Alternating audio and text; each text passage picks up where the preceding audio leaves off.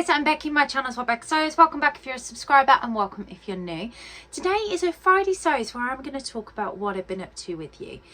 A Friday Sews is a chit-chatty forum for us to talk about any makes, plans and general life going on, and it's actually Friday today when I am filming this. So there is an array of vloggers posting under the hashtag Friday Sews, so go and check that out. It was created by the lovely Jen in today's sewing room.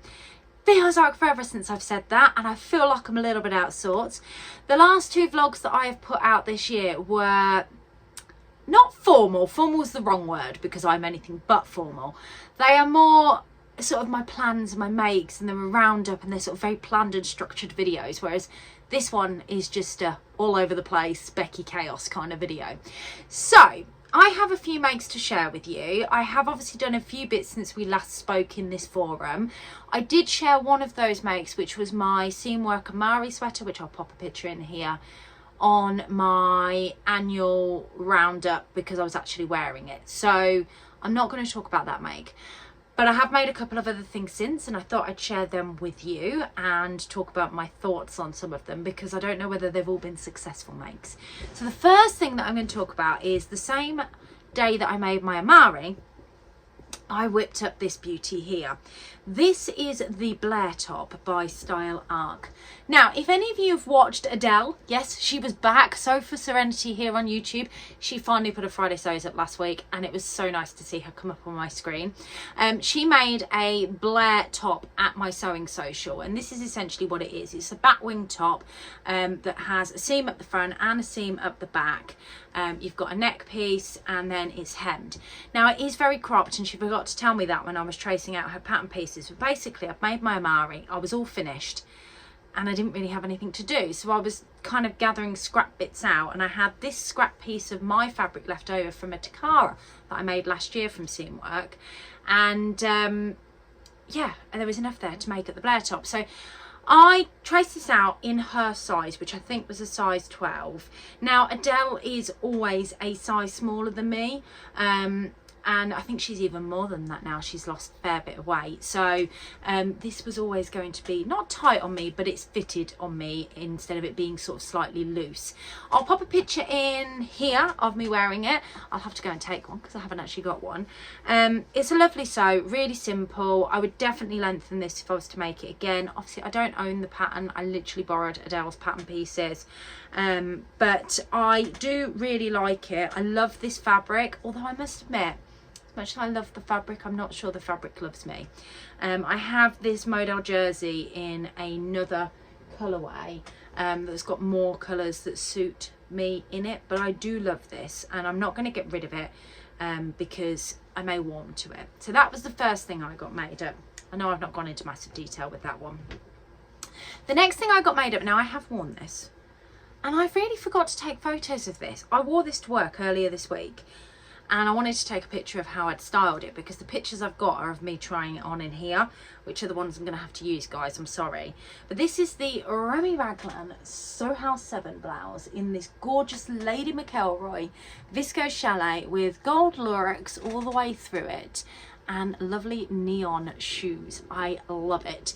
Now I've worn it, which is why it's also creased, because I literally pulled it out of the washing pile so I could physically show you it.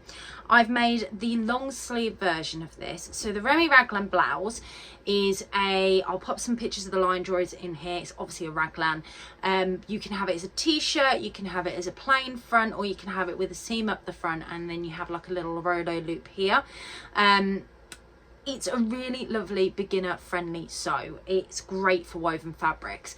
Now me personally, I like this more in a chalet or a viscose, like a very drapey fabric. I think a viscose poplin that's got a little bit more structure in works as well. Linen, viscose linen works. If you go for your more linens, poplins, cotton poplins and cotton lawns, it would give you a more structured look, whereas this is more fluid and drapey and definitely more blouse like, and I prefer that look, but again, that's personal preference. So There is an array of fabrics there that you can make this in, but it is a lovely, lovely pattern. And I made this in a size 14. I still think I could have sized down another one. I used the Specky Seamstress Cute as a Button. Adele put this in my sewing calendar, and then bias binding. And then I also used a rosy cheeks, little rosy cheeks label. Yeah, this one definitely is a little rosy cheeks, which says sewing is for everybody, which I really like as well. I'm gonna sneeze. All done. Yeah, so a little rosy cheeks label in there as well, and I just love this. I wore it with a little vest top underneath because it's quite a sheer fabric, and it was perfect. Now I wore it with black trousers, a little black vest top underneath it, and that was great. But I really have visions of wearing it with my pink trousers that match these shoes here, and they're the Anna Allen Pomona pants, and I think that that would be great together. So perfect sort of work edition, or going out for a meal kind of top. It's one of those you can mix and match it. But yeah, definitely love that, and I want to make a couple more of them to go into my wardrobe because they're such quick makes as well. They're great for remnants, although you've got the raglan sleeve, which is quite good. But you can, when you're making the t-shirt version particularly, get it out of a meter of fabric, which is quite good. Now, do I show you the bit of the disaster make? I'm going to do that first. So I had a hankering to make the Tilly and the Buttons Indigo dress. Now, if you've followed me for a while, this has been one of those patterns that I have done this with consistently. So the first sort of 4 or 5 that I made, I couldn't get the fit right on the shoulder because all of Tilly's patterns come over, and this was before I'd worked out the adjustments that I need to make. But I'd made narrow shoulder adjustments on it, realised that that didn't really work because it distorted the pattern. So they weren't really successful.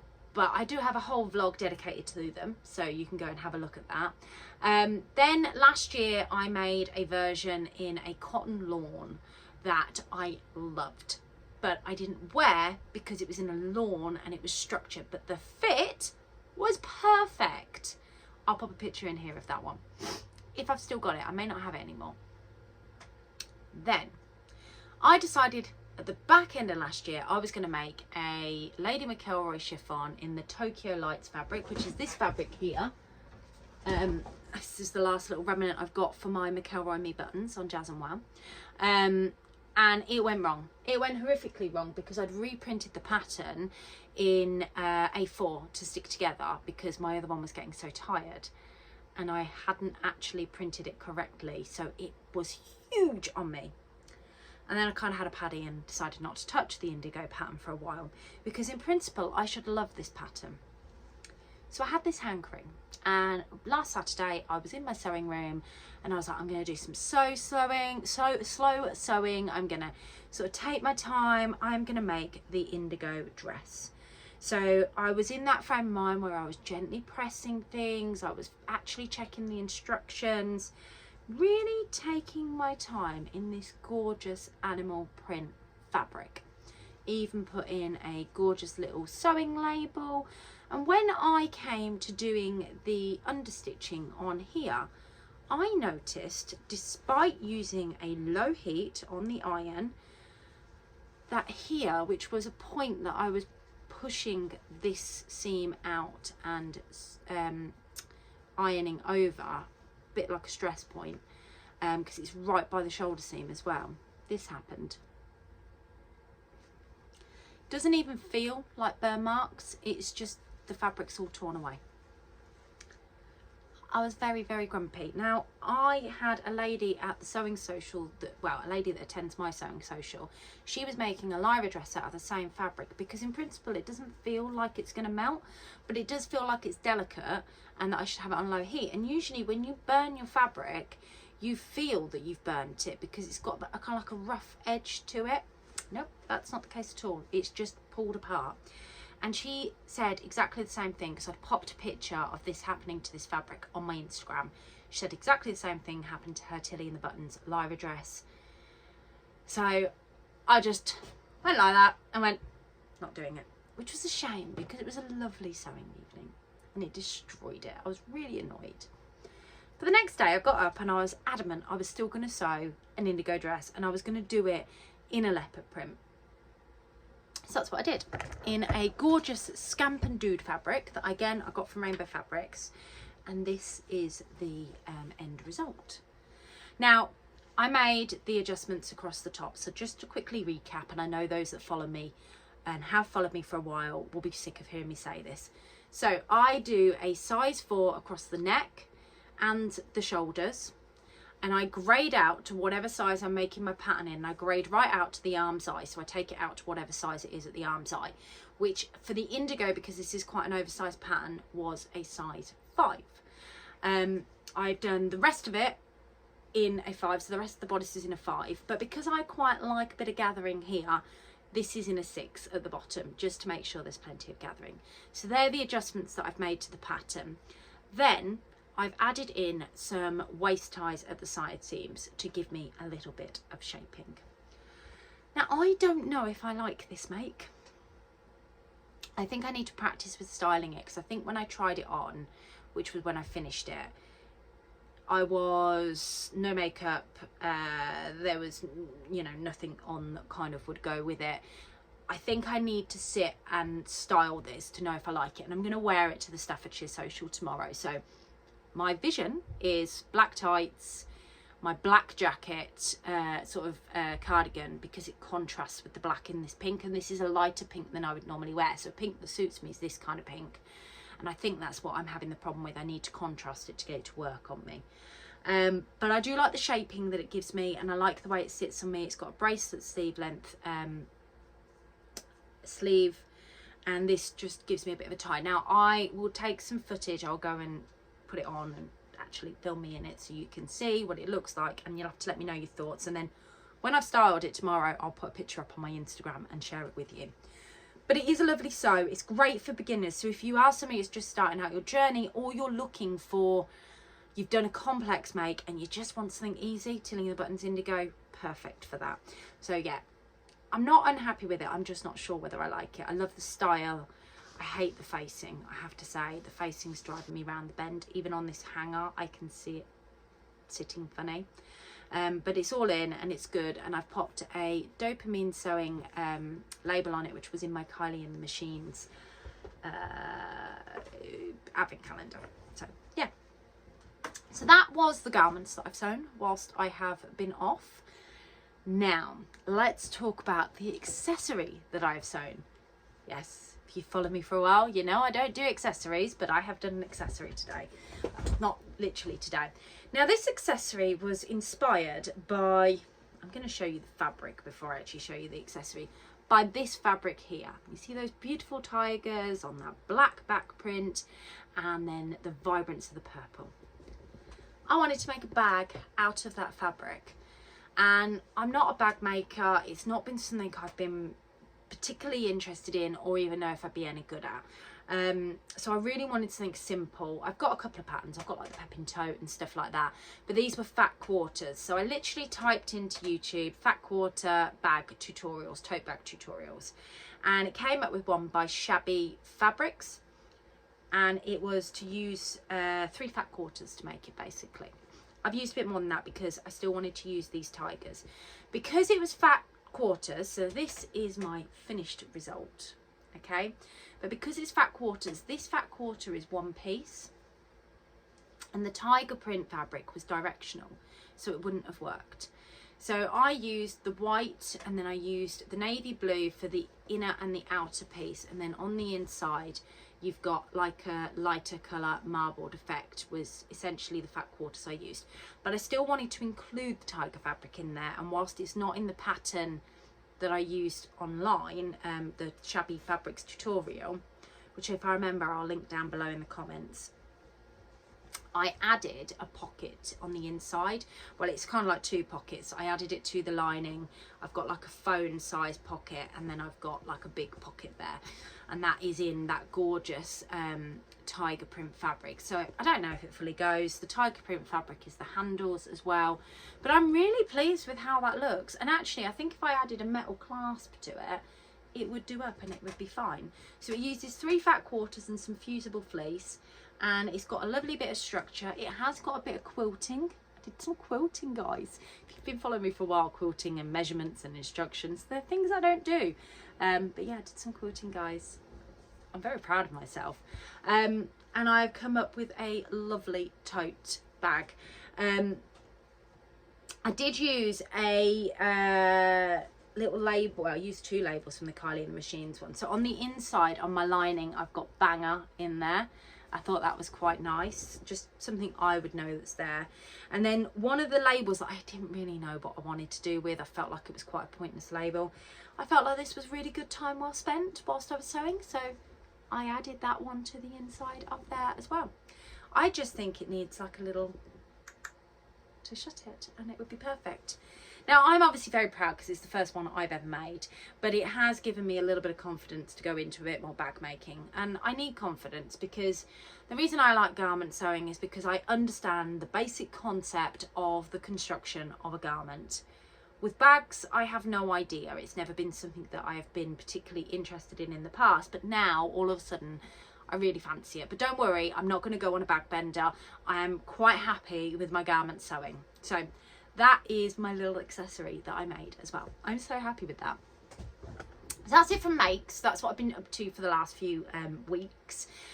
Obviously, I've made you some content, thinking about my plans for the year. I do have the Staffordshire Social tomorrow, so I'm going to take my plateau joggers that's on my Make 9, but also one that I had cut out to get sewn up.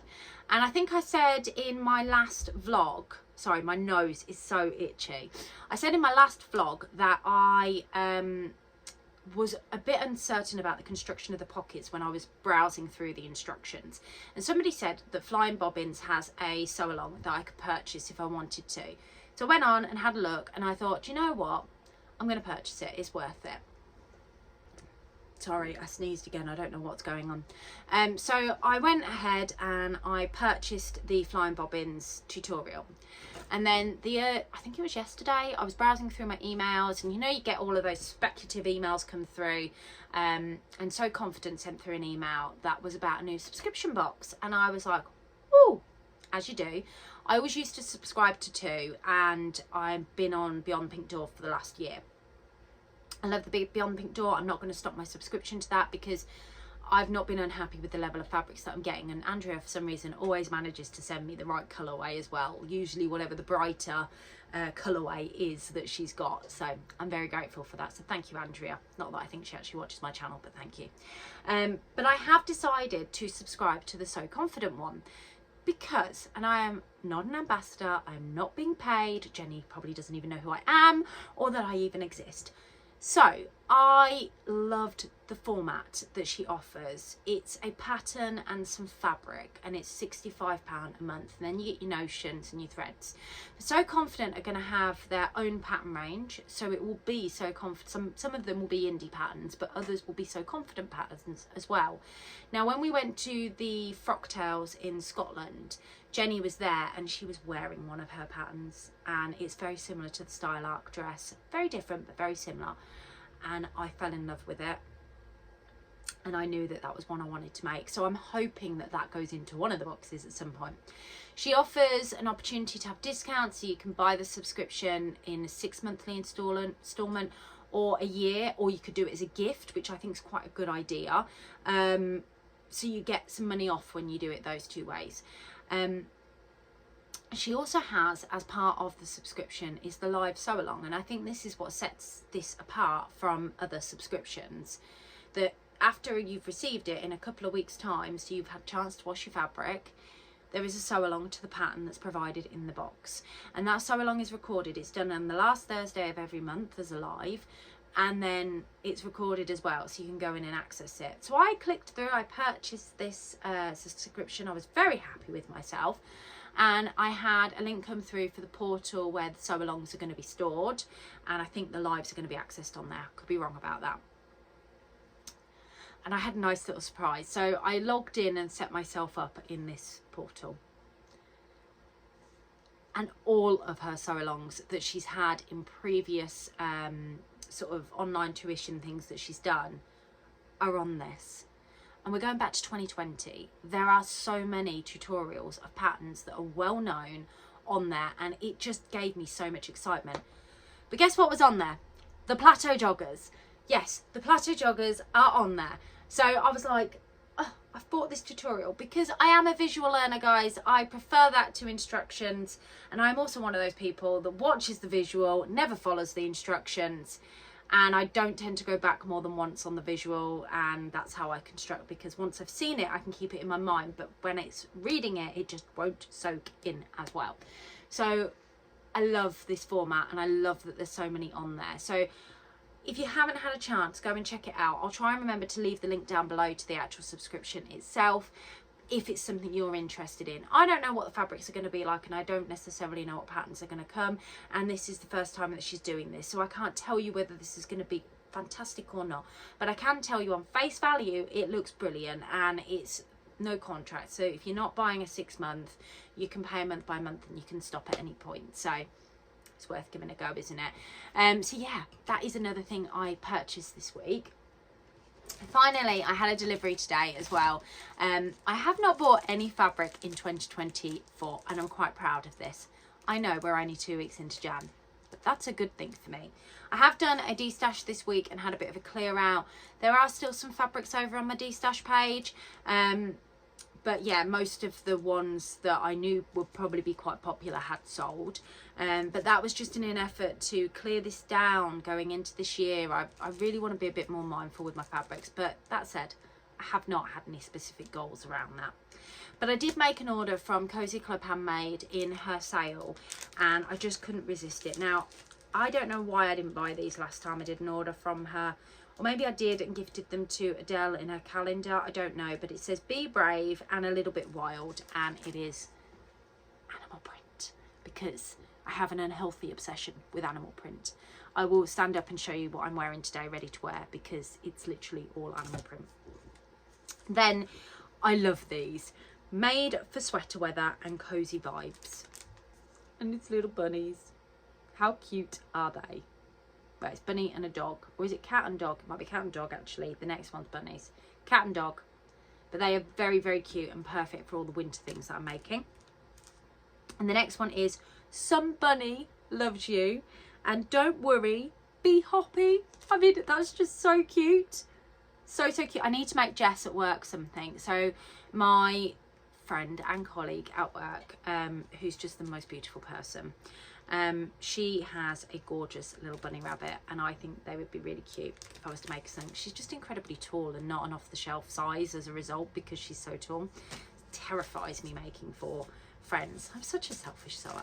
Let me show you what I'm wearing. I am all in ready to wear, I'm afraid, guys, so it's not too exciting, but I just want to show you to the extreme levels that I go to with animal print. So this cardigan is from Next, and it's pink, and it's just gorgeous, and obviously animal print, and you've got different shades of pink. This sweater is pink, and it's got leopards all over it. And then I'm wearing some jeans, but if I can do this without falling over, I have leopard print shoes on. They're pink, and they're just gorgeous. So yeah, I'm literally animal print from head to toe. I have a pair of earrings on from my Jazz and Wow.